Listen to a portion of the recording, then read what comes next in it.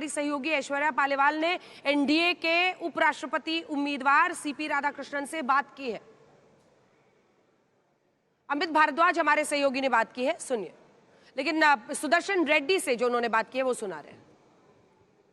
चुनाव के लिए मंच सज चुका है। एक तरफ एनडीए के उम्मीदवार सीपी राधाकृष्णन आज अपना नॉमिनेशन फाइल करने जा रहे हैं, तो दूसरी तरफ इंडिया ब्लॉक या विपक्ष के उम्मीदवार retired justice B Sudarshan Reddy आज पार्लियामेंट के अंदर विपक्ष के सांसदों से मिलेंगे। आज तक से एक्सक्लूसिव बातचीत करने के लिए हमारे साथ जस्टिस रेड्डी हैं। सर, सबसे पहले प्रतिक्रिया आपकी जानना चाहेंगे। विपक्ष ने, इंडिया गठबंधन ने आपको बतौर उम्मीदवार फील्ड किया है, आप इस उम्मीदवारी को किस तरह से देख रहे हैं खुद के लिए?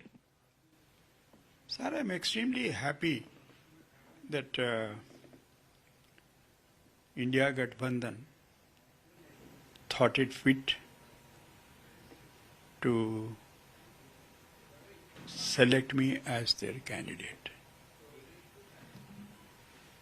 This is nothing new for me because the office of the Uprashtrapati is a high constitutional office.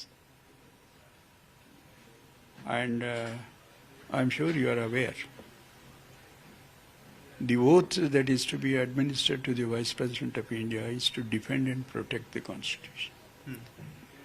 Hitherto, I was only upholding the Constitution as a judge and as a lawyer. If opportunity comes, I have to defend and protect the Constitution.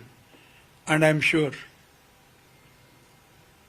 that एक काम मैं कर सकता हूं। तो संविधान बचाने की बात कर रहे हैं सुदर्शन रेड्डी, जो कि इंडिया गठबंधन की तरफ से उम्मीदवार हैं।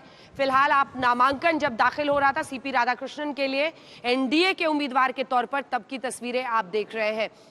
विनोद अग्निहोत्री जी, अगर हम बड़ी तस्वीर देखें, संख्या बल इनकी तरफ है, ये उपराष्ट्रपति बन रहे हैं। जगदीप धनखड़ के साथ मतलब अब बड़े अच्छे लग रहे हैं वो विपक्ष को, लेकिन एक लंबा वक्त रहा जब उनकी रीढ़ की हड्डी तक विपक्ष पहुंच गया था कि हड्डी नहीं है, रीढ़ की हड्डी झुकी रहती है।